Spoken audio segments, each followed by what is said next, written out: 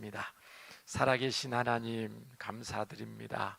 주님의 십자가의 보혈로 피 흘리시기까지 저희를 구속하시고 복된 하나님의 자녀 삼아주시며 생명의 주님, 부활의 주님, 사랑의 우리 주님, 날마다 그 사랑을 맛보고 누리며 또 전하는 주의 백성 되게 하신 것 너무너무 감사드립니다. 주님께서 하나님의 나라와 영광을 위하여 초청잔치를 준비하시고 또 이렇게 2024년 특별 새벽기도를 저에게 허락하시고 또 마음에 품고 기도하는 영혼들, 또 이 나라와 민족과 또 전 세계와 북한 땅을 위해서 또 개인의 여러 기도 제목을 가지고 기도할 수 있도록 은혜 베풀어 주셔서 감사드립니다. 하나님께서 다니엘이 특별한 기도를 드리기 위해서 마음에 품고 작정할 때부터 이미 하나님께서 다니엘의 기도를 들으시고 응답하심과 같이 우리 성도들의 마음의 중심을 아시는 주님께서 특별 새벽 기도를 통해서 하나님 응답하시고 크게 역사하실 줄 믿습니다. 오늘 첫날 한자리에 모여서 말씀을 상고하고 또 기도하기를 원합니다. 기도할 수 있도록 성령께서 큰 은혜를 주시고 주님의 마음을 품게 하시고 하나님 기뻐하는 대로 또 새 힘을 얻어서 맡겨준 사명 감당하는 저희들 되게 하여 주시옵소서. 이 시간 말씀을 함께 상고할 때 은혜를 더하여 주시기를 원하오며 예수님 이름으로 기도합니다. 아멘. 오늘 첫날 특별 새벽기도 말씀의 제목은 선교는 하나님의 명령입니다 라는 제목으로 말씀을 전하겠습니다.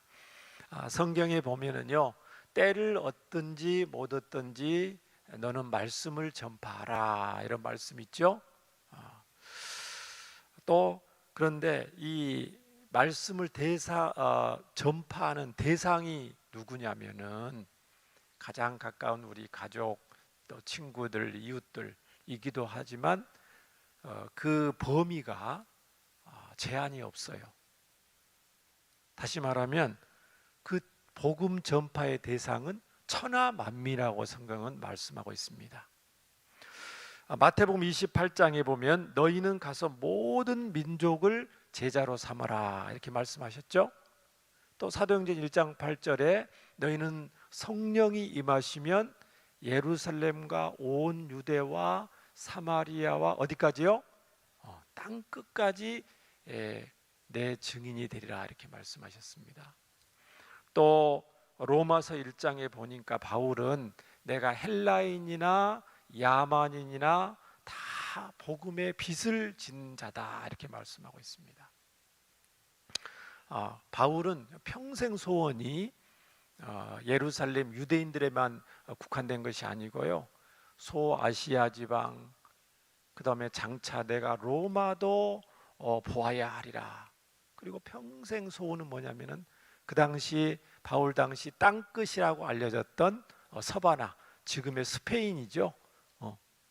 거기까지 가서 내가 복음을 전해야 되겠다 하면서 늘 기도하면서 그렇게 했어요.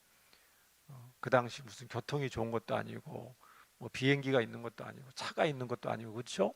걸어서 또 말을 타고 뭐 도로도 없고 산과 고생을 굉장히 많이 했잖아요.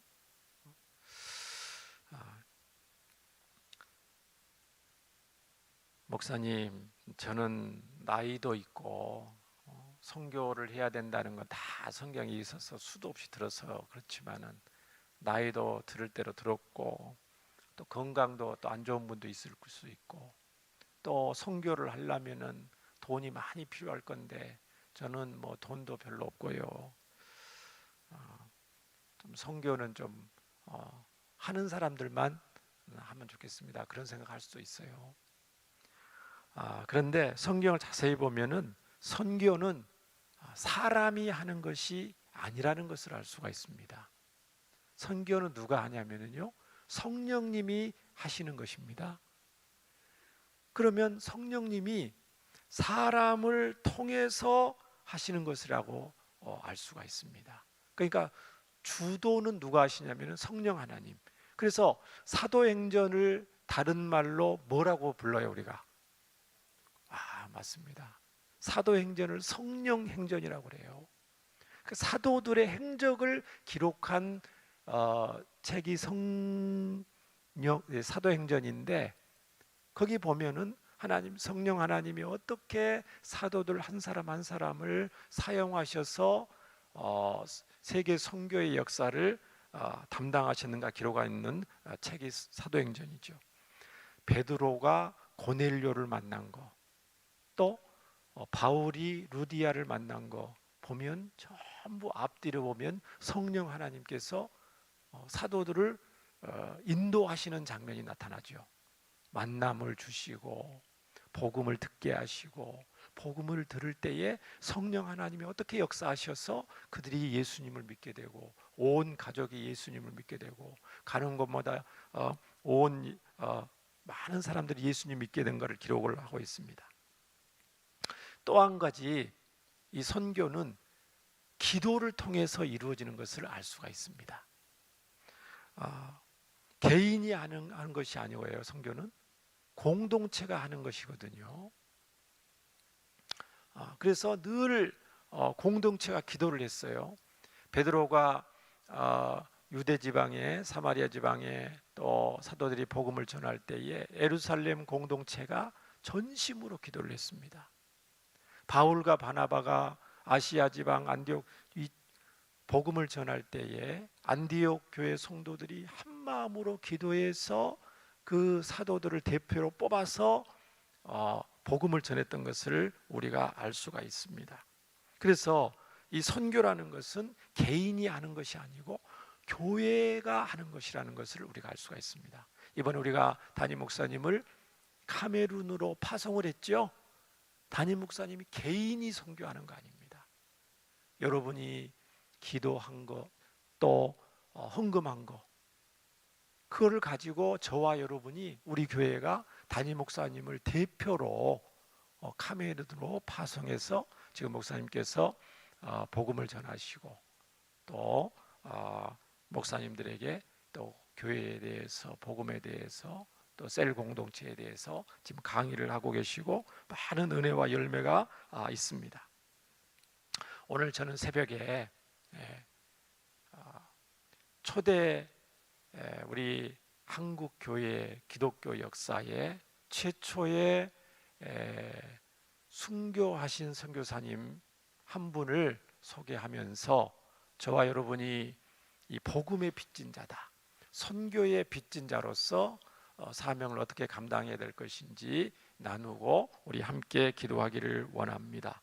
우리 한국의 개신교 첫 순교자였던 선교사님 한 분이 계시는데, 그분은 누구냐면은 영국 웨일즈 출신의 토마스 선교사님이었습니다. 자, 화면에 한번 우리 토마스 선교사님 얼굴 한번 보시기 바랍니다. 잘생기셨죠? 누구처럼 생겼어요? 에브라임 링컨처럼 생겼죠?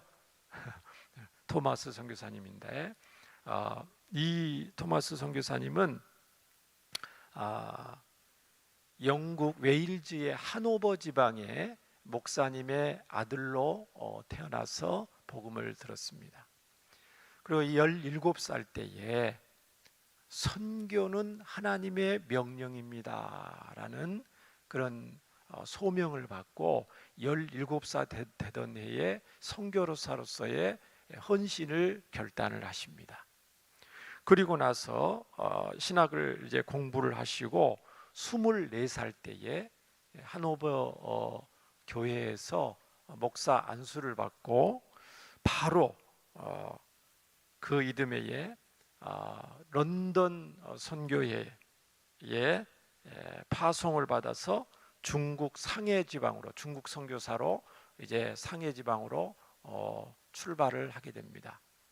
그리고 이제 출발할 때 막 결혼한 사모님이 계셨는데, 그 사모님의 이름이 캐롤라인 선교사님과 함께 중국 상해로 이제 항해를 하게 되는데, 멀잖아요. 배를 타고 몇 달 동안 항해를 했는데 마침 이 선교사님의 아내였던 캐롤라인 사모님이 임신 중이셨나 봐요. 임신 초기에서 장거리 이제 항해를 하니까 배멀미도 심하고 또 그래서 체력이 굉장히 많이 쇠약해지셨다고 그래요. 그래서 중국에 이제 도착을 했는데 이 선교사님이 이제 사역을 위해서 장거리 이 출장길에 올랐다 그럽니다. 그 출장길에 갔다 와 보니까 이 사모님이 유산을 하고 또 하혈을 심하게 한 상태로 집에서 또 순교를 하셨다고 그래요. 그래서 선교사님이 이, 이 사실에 너무나 큰 충격을 받아가지고 선교사를 사임을 하고 편지를 써서 사임을 하고 하나님께서 사랑하시고 또 하나님이 기뻐하신 일을 이 선교를 하려고 그러는데 나에게 우리 아내에게 왜 우리 자녀에게 이런 일이 닥칩니까 하면서 굉장히 그 너무너무 힘들어서 이제 사임을 하고 그 산동성 세관에서 통역일을 하셨답니다.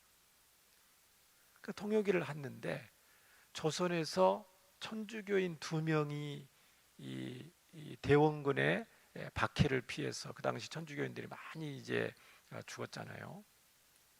천주교인 2명이 이제 피난을 오면서 세관에서 만났는데 그러면서 이 토마스 선교사님이 다시금 선교에 대한 열정을 불태웠다고 합니다. 아, 그렇구나. 조선에 아직도 바른 복음, 천주교 신자였으니까 이제 약간 바른 복음이 없고 약간 미신적인 그런 신앙이 있었나 봐요. 아, 그렇구나. 저 조선 조그만 조선 땅에 사람들이 아직도 복음을 듣지 못하고 또 복음을 들었다고 해도 제대로 된 복음을 듣지 못해서 저렇게 고통당하는데 내가 저 조선 사람들한테 가서 바른 복음을 전해줘야 되겠다. 그래서 성경책을 전하면서 복음을 전해야 되겠다. 그 열정을 이제 불태우면서 모든 이제 돈을 모아서 한문으로 된 그 당시 이제 처음 성경이 전부 한문 성경이거든요. 한문으로 된 성경책을 1000여 권을 준비를 한 끝에 조선에 가서 복음을 전하기로 결심을 하면서 하나님 앞에 기도를 했다고 합니다. 조선으로 들어갈 기회를 이제 보는데 마침 그 당시 미국 상선인 우리가 국사책에서 들어봤던 제너럴 쇼모노 사건 있죠? 제너럴 쇼모노를 타고 조선에 들어갈 이제 결심을 한 것입니다. 그래서 제너럴 쇼모노가 이제 평양의 대동강 근처에까지 왔어요. 항해 도중에 만나는 사람마다 또 곳곳에 이제 성경책을 나눠주기도 했는데 그 배가 아직 상륙을 안 했어요. 상륙을 하려면은 조선의 허락을 받아야 되거든요. 조선은 그 당시 대원군의 쇄국 정책으로 일체 서양 오랑캐들을 배척하는 단계에 있었거든요. 그래서 서양의 학문이라든가 이 종교가 들어오면 사교라고 생각해서 모조리 이제 처형하고 금지하는 그런 단계에 있었다는 거죠. 정박해서 왜 왔느냐 물어보니까 우리는 조선과 통상 무역을 하기 위해서 지금 왔습니다 이렇게 했는데 이 허락을 안 하는 거죠. 그래서 충돌이 일어나게 됩니다. 조선과 우리는 무역을 하러 왔다. 너희들 해치러 온 것이 아니고 조선과 이제 충돌이 일어나서 결국은 이제 서로 싸움이 벌어진 거죠. 배에서 총을 쏘고 포를 쏘고 양쪽 육지에서도. 그런데 때마침 그 썰물 기간이라 이 제너럴 쇼모노가 이 썰물 기간에 이 대동강변 갯벌에 딱 이렇게 묶인 거예요. 그 틈에 조선의 관군이 수군이 화공 작전으로 그 배에 불을 태우기 시작합니다. 그래서 배에 있는 모든 선원들이 이제 배에 불이 타니까 물건을 던지고 이제 뛰어내리죠. 뛰어내려서 강변에 도착하니까 조선 관군이 기다렸다는 듯이 성난 조선 관군이 선원을 닥치는 대로 다 죽였습니다. 토마스 선교사님도 이제 가지고 있는 모든 성경을 최대한 강변에다 다 던지고 성경책을 그 다음에 가지고 내릴 수 있는 성경을 다 가지고 몸에 내리고 강변에 내렸어요. 그랬더니 조선 수군이 들어닥치면서 선교사님을 포위하고 이제 칼로 죽이려고 하는 거죠. 그때 선교사님이 가슴에 품고 있던 성경을 딱 들고 그 대동강변 모래사장에 무릎을 꿇고 하나님 앞에 기도하십니다. 뭐라고 기도했겠어요? 저 조선 사람들을 불쌍히 여겨달라고 그렇게 기도를 하셨겠죠. 그러면서 자기를 칼로 찌르려고 하는 그 관군에게 그 가지고 가슴에 품고 있던 성경책을 전해주면서 복음을 전했죠. 한국말이 서툴기 때문에 야소 예수님을 야소라고 그러거든요. 야소하면서 성경책을 전해줬다는 겁니다. 그랬더니 그 관군이 성경책을 안 받지요. 안 받고 그 토마스 선교사님을 칼로 쳐 죽였지요. 그때 선교사님의 나이가 27살이었습니다. 그러니까 선교사님은 복음을 전하기 위해서 조선 땅에 내리자마자 어떻게 됐어요? 순교를 당하신 거죠.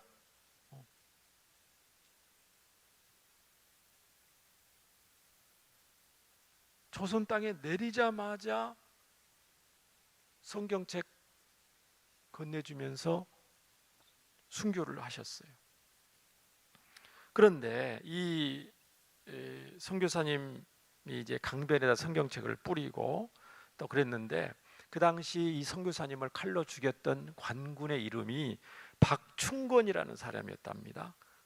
그런데 이 선교사님이 준 이 성경책을 처음에는 받지 않다가 선교사님을 죽이고 또 거기 있는 선원들을 다 죽이고 상황이 종료가 되니까 그 성경책을 몰래 가져왔답니다.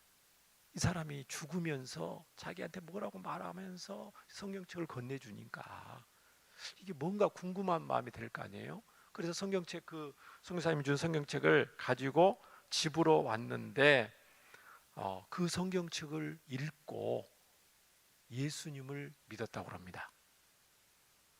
그의 기록에 있어요. 그리고 그 예수님을 믿고 그분이 박충권이라는 사람이 어떻게 됐냐면은 평양 지방의 안주 지방에 교회를 세우고 그 교회의 장로님이 되셨답니다. 그 기록이 남아 있습니다. 또 무슨 일이 있었냐면요. 그 당시 제너럴 셔먼호 사건 현장에 막 불이 붙고 막 관군이 막 서로 공격하니까 그 소문이 퍼졌을 거 아니에요. 그 당시 그 작은 아버지를 따라 그 당시 주민들이 많이 그 장면을 구경을 하러 왔는데 17살 소년이었던 최지량이라는 소년이 있었답니다. 17살짜리, 12살짜리. 그 소년이 그 구경을 하러 작은 아버지를 따라왔는데 그 소년이 최지량이라는 소년이 토마스 선교사님의 순교 장면을 목격을 했다고 그래요. 그래 목격을 했는데 선교사님이 그 당시 뿌린 한문 성경책 3권을 그 꼬마 소년이 최지량이라는 소년이 한문 성경책 3권을 주워다가 집으로 왔대요. 그러니까 집으로 이제 보관을 하는데 그 당시 책이 귀하잖아요. 책 자체가 그렇죠? 그러니까 집으로 왔는데 조선에서 선교사님들이 그 전달한 성경책은 모조리 회수를 해서 소각하라는 명령을 내렸다 합니다. 집에 가지고 있는 길가에 뿌려져 있는 그 강변에 뿌려져 있는 성경책을 전부 반납을 해라. 만약에 그걸 소지하다가 걸리면은 큰 코 다칠 줄 알아. 이제 하니까 그 꼬마가 한문 성경책 3권을 반납을 했는데 그 반납을 받은 사람의 이름이 누구냐면은 박영식이라는 사람이었대요. 근데 이 박영식이라는 이분이 성경책을 이제 소각을 하려고 불에 태우려고 보니까 성경책이 품질이 좋아요, 안 좋아요? 성경책 종이 품질이 굉장히 좋은 거예요. 조선에 있는 종이들과는 품질이 굉장히 좋은 성경책이에요. 그러니까 이걸 불에 태우기 아까워서 뭐를 했냐면은 집에다가 도배를 했습니다. 조선 사람들은 도배 종이가 부족하잖아요. 그래서 성경책을 싹 가지런히 찢어다가 천장에도 묻히고 집안에 다 도배를 한 거예요.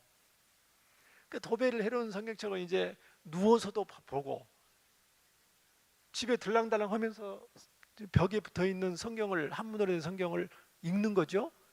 읽고 나서 예수님을 믿게 됐습니다. 벽지로 도배한 성경책을 읽고 예수님 믿게 되고, 그 다음에 그 토마스 선교사님을 죽인 박충곤의 조카 이영태라는 사람이 있었는데, 이 영태라는 사람이 박영식 집에 들렸다고 합니다. 박영식의 집에 들렸더니 그 집안을 보니까 특별한 도배가 돼 있는 거예요. 그 이게 뭐냐 했더니 사실은 이 암흑에 이 선교사님이 이렇게 했을 때 내가 주워온 거다. 다 도배를 해놨다. 그랬더니 이 박영식도 그 성경을 읽고, 도배된 성경을 읽고 예수님을 믿게 됐다고 그래요. 그게 지금 거의 사실로 된 일화입니다. 그리고 이 박영식이 나중에 예수님 믿고 나서 평양에 숭실 전문학교라고 선교사님이 세운 학교가 있는데, 그 숭실 전문학교에 입학을 하게 되고 졸업을 하게 되고, 미국 남장로교회 선교사님 레이놀즈의 좋은 동역자가 되어서 성경 번역위원으로 큰 활동을 했다고 합니다. 그리고 아까 12살짜리 최지량이라는 소년이 있다고 그랬죠. 그 소년이 어떻게 됐냐면은 나중에 장사를 잘해가지고 돈을 많이 벌었는데, 돈을 많이 벌어서 평양에 여관을 운영을 하겠다 됐답니다. 평양에 여관을 운영하면서 역시 여관에다가 토마스 선교사님이 전했던 그 성경을 주워다가 그 여관 안에 도배를 또 다 해놨답니다. 종이가 귀했나 봐요. 도배를 해놨는데 그 여관에, 큰 여관에 이제 미국 선교사님이 평양에 곳곳에 한국에 왔잖아요. 미국의 북장로교 마포 삼열 선교사님이라고 있습니다. 이 마포 삼열 선교사님이 그 여관에 묵게 됐는데, 그 여관에 한문 성경이 도배된 것을 보고 깜짝 놀라서 이거 어떻게 된 거냐 하면서 그 여관 주인장한테 물어봤더니, 최지량한테 물어봤더니 여차여차해서 그 선교사님 통해서 주온 그걸 도배해 놓은 겁니다. 그래서 이 마포 삼열 선교사님이 하나님의 인도하심이, 특별한 인도하심이 있다는 걸 생각을 하고 여관방 하나를 얻어서 예배를 드리고 그곳에서 복음을 전했다고 합니다. 그러면서 몇 개월 만에 7명의 조선인들이 예수님을 믿게 됐다고 합니다. 그리고 세례를 받게 됐다고 합니다. 그 중에 한 사람이 누구냐면 그 여관 주인이었던 12살짜리 소년이었던 최지량이라는 사람이었어요.